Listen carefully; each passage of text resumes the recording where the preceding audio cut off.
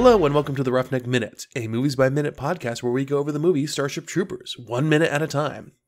I'm one of your hosts, Matthew. And I'm your other host, Johann. And we're at minute 62. This minute begins with the Roger Young making her escape and ends with a bunch of troopers climbing a hill. So yeah, we get a nice little side view of the Roger Young as she makes her climb out from under the wreckage of the Dauntless. And you get that nice little crescendo going on. Carmen is, holding on for dear life of her yoke. And we see another Corvette in front of her, kind of making the same kind of maneuvers as well too. But there's a few plasma bolts coming up. Yeah, we're starting to have a pretty high count of the Corvettes at this point, because even just in front of her, there's 6 of them. That's right. That's what I was, again, thinking that, there's probably a lot more Corvettes than what we think in, this kind of drop. Yeah, and I think that's where the high casualty actually is. It's the Corvettes and the personnel that actually are in it. And in a later minute, it kind of confirms how many people are actually in the Corvettes that die versus the troopers.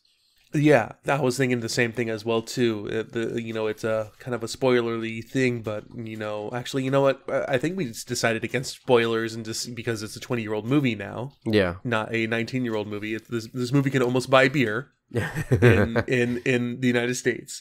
When the Roger Young does meet its inevitable end, you do see a lot of people, meeting their demise in there as well too. Yeah, but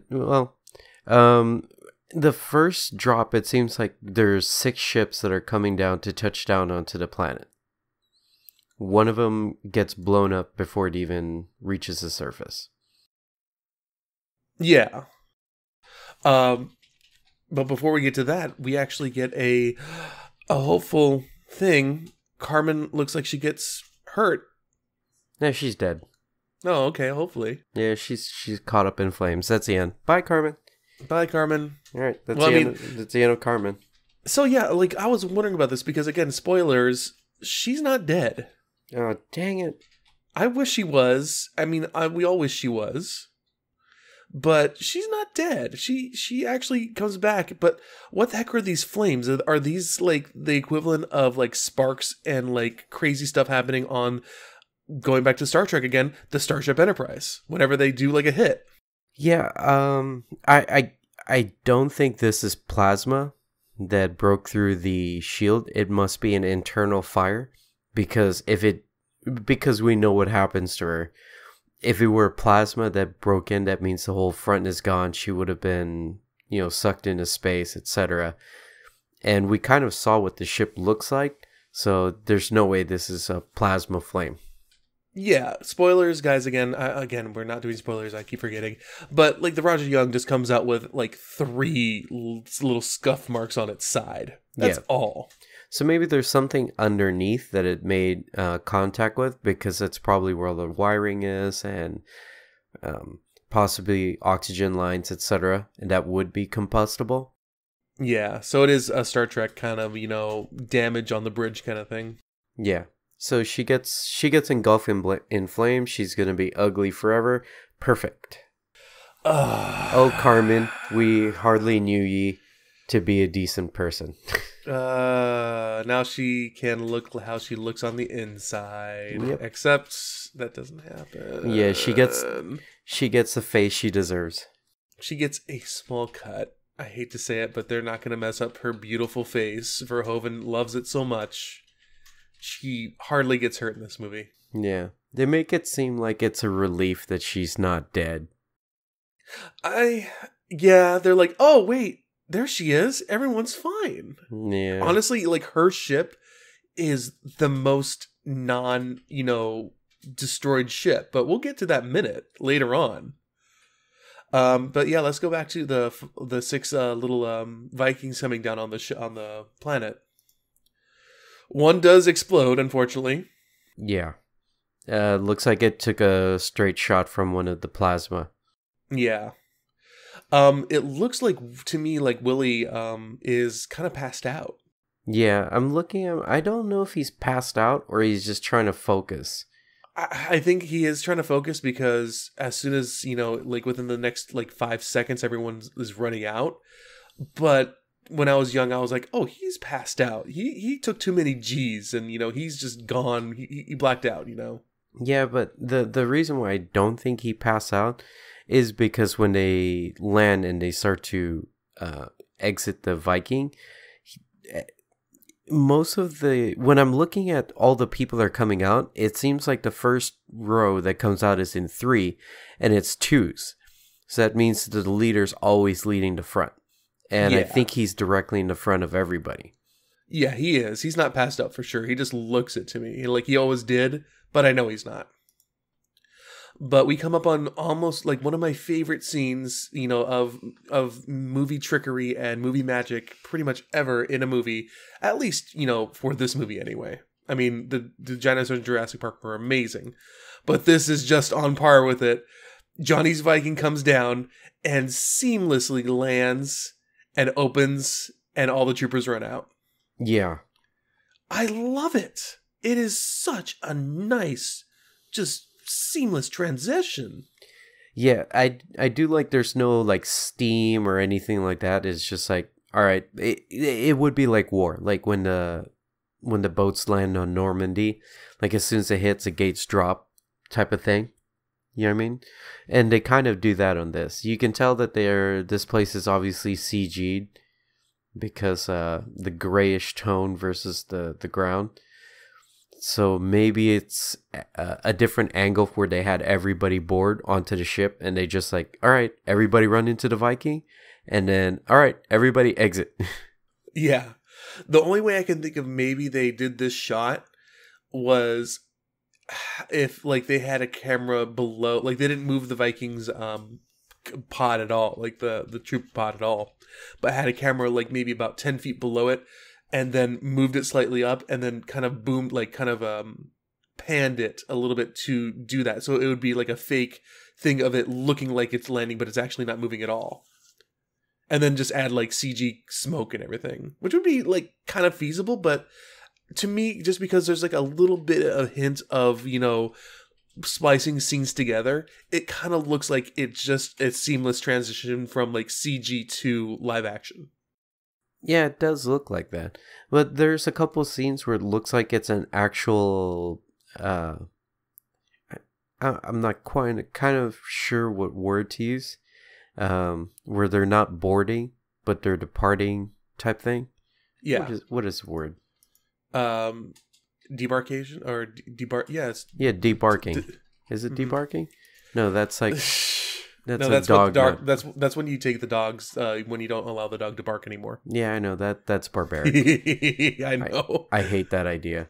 I know. I'm wordplay. Yeah, dogs deserve to bark.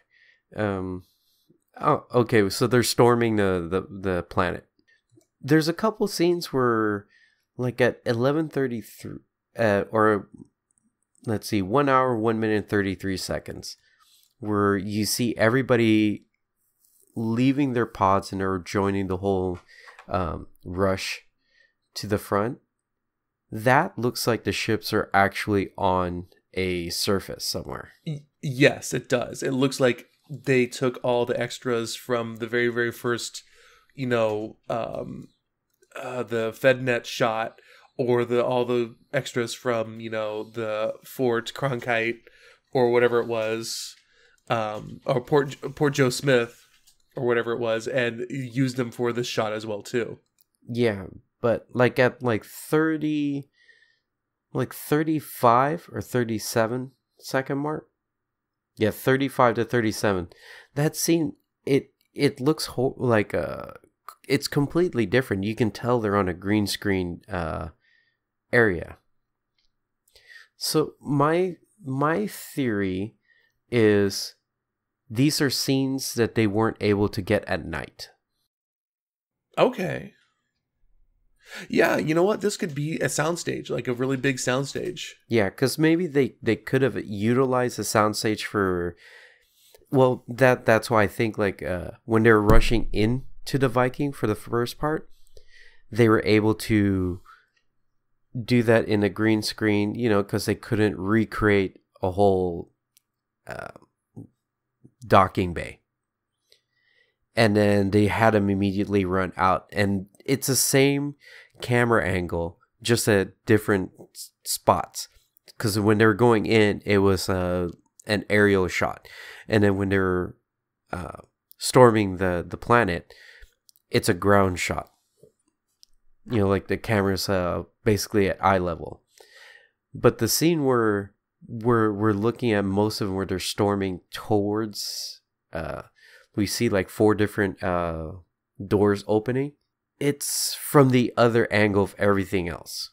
Yeah, so they're just doing it multiple times, and it looks like, because yeah, at like 1 hour, 1 minute and 45 seconds, it looks like they just have 3 Vikings on the soundstage, and they're just doing it multiple times. You know, just like because there were supposed to be 6. No.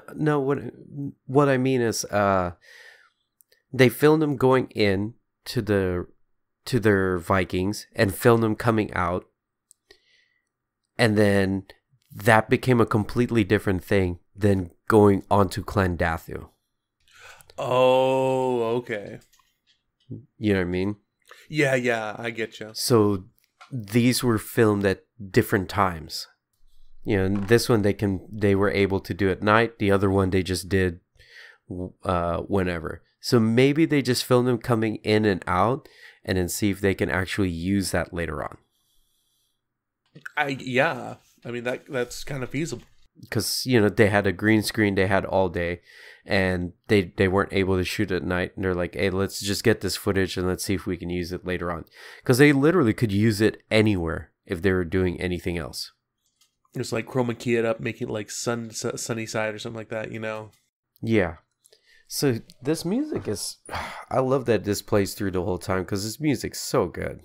Yeah, I mean that's kind of why I chose it for our theme as well too, or we both chose it for our theme because I mean it is the one thing that you think of when you think of Starship Troopers.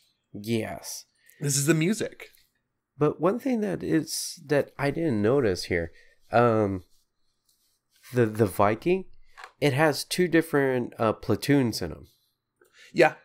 So Wiley's group is in one, and then there's another group in the other. But one thing, I'm not sure if it's in this minute, but I think it's the next minute. But Wiley says, first platoon over, like, go this way, you know, or first platoon to the left, I think is what he says. Yeah. I think he's in charge of both sides. So I'm pretty sure that's the case. Like each boat has its own platoon or a platoon sergeant, and that's what he is, or he's the leader of that. And like he was just in the section with Johnny and everything, and maybe he had an intercom to the other side as well too. Or you know what? Maybe these because oh gosh, no, you're right. No, it's just it looks like a cargo container and everything. And when we did see the squad inside the pod, it was just, you know, one side was with Johnny, one side was with not Carmen, Dizzy. Diz. And then the other side you couldn't see.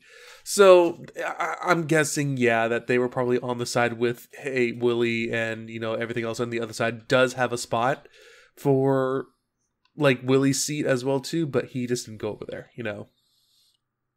So, yeah, that's why I think that it is 2 separate groups that are in there. I suppose so. Because it would be weird to say first platoon when there's only 1 platoon. Yeah. Unless his name was First. So at about like 143, 142, there's a really cool sound effect, which is where they're throwing out their flares. Yeah. Now, Johann said that they were flares. When I was younger, I thought they were artillery, but now that I look at this again and talk to Johann about it, they probably are flares. Yeah, I think it's just a mark where their landing is, so whoever comes in after them doesn't land on their spot. Yeah. I think it's just like protocol. Even if things are lit up and everything, it's just for safety. That's what I was thinking too. Like, I mean, they're marking... I don't think it's maybe marking area because, I mean, each platoon probably, or each boat has their own, you know, designated landing area. So like, I mean, this is the only landing area that they have. They already kind of marked these places out. what I'm thinking is these are like just visual flares because they're landing on the night side. Then they need the light. They need these long-lasting flares because who knows how dark side of Clondalkin gets. They don't have night vision or anything like that. So, flares would be an easy way to make sure you see everything. And honestly, they don't really need them because what we can see right now, all the plasma and everything is lighting up pretty much everything. Yeah, but I think it goes off anyways. It's just one of those things like you may want to do it just in case because you could get blinded by the plasma. And then everything else doesn't seem as bright as it was because it was so bright when the plasma just like blew up right in front of you. Mm-hmm.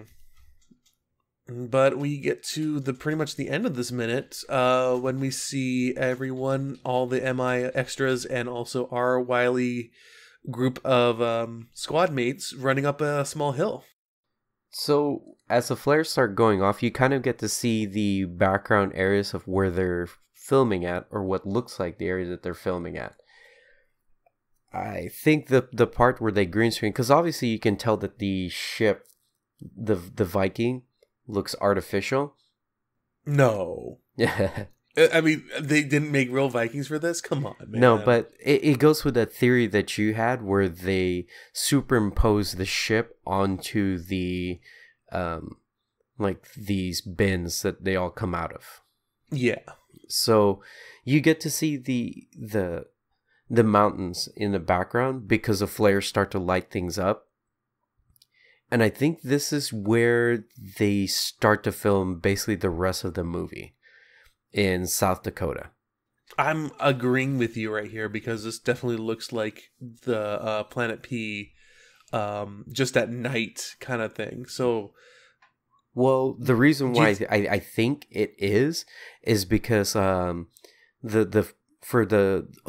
off, the location is Badlands National Park in South Dakota. Okay. When you see some of the park on the daytime, you'll see where the soil layers, is that what it's called? Well, the layers of like sediment and everything. There you go. You already see it in the rocks. Yeah. So I think they filmed that at night. Then, of course, they superimpose the Vikings on top of the bins that they're all embarking. Yeah. Storming. We'll just keep going with storming. I'm not quite sure what the right verb is.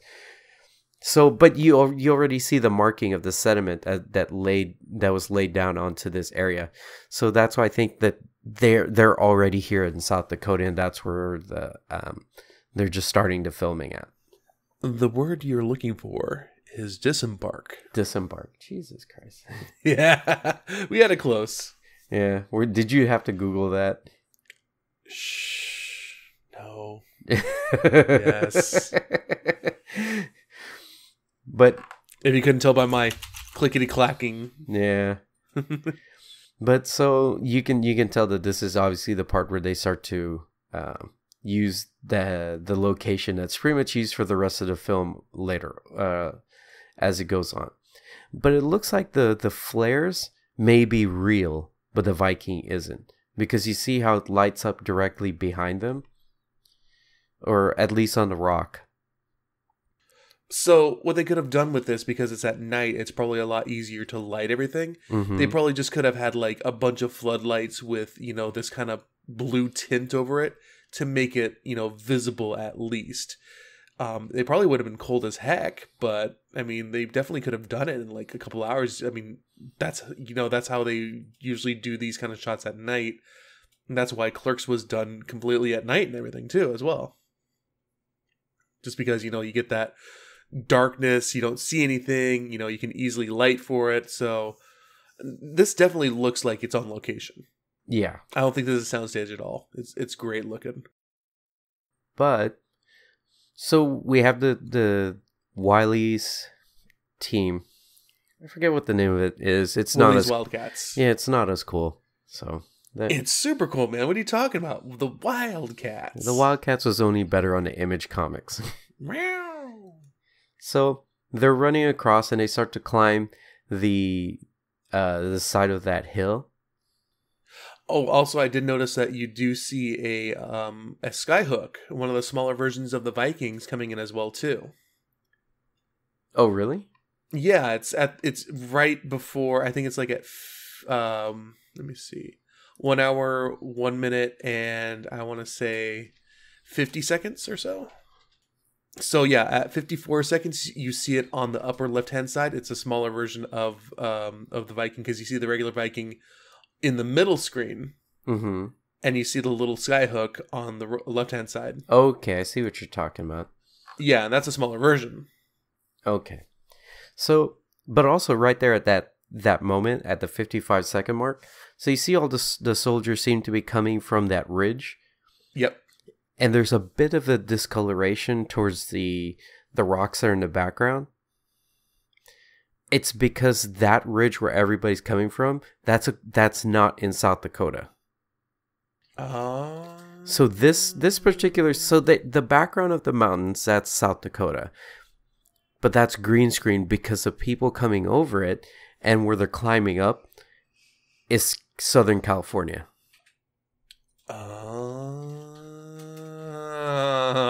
Okay. So they're climbing up onto this ridge here. And that's where Rico and his group, Wiley's Wildcats, are getting ready or start to take position against all the bugs.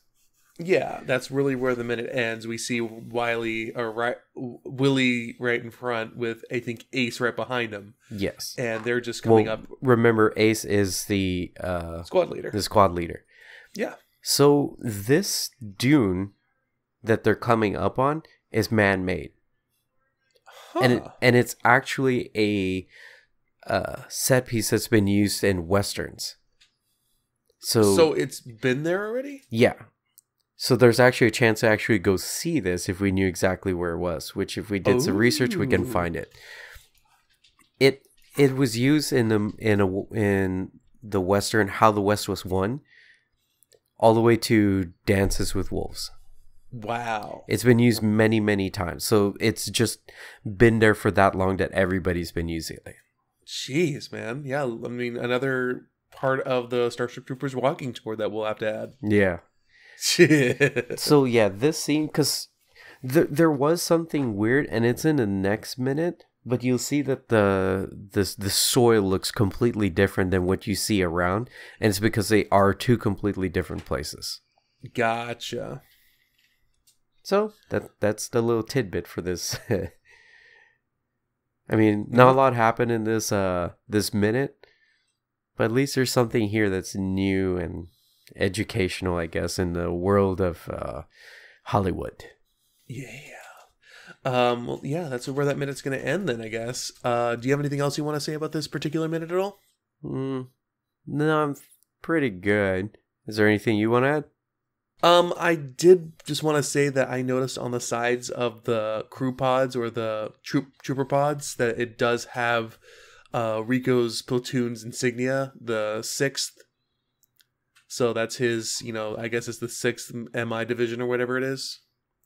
Okay. It has like the 6 and the little wings on it and everything that kind of he has as well too.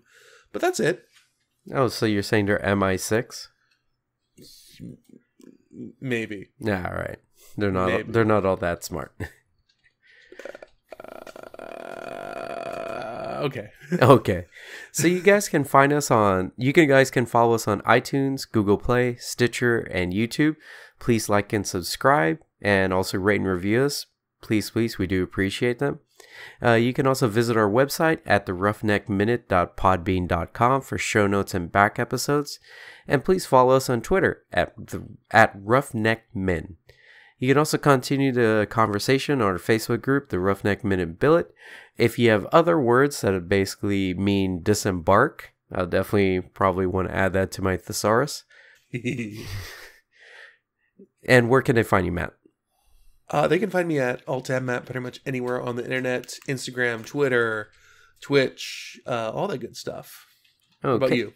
You guys can find me on Twitch and Instagram at J-D26 and also Twitter at OMG it's Johann.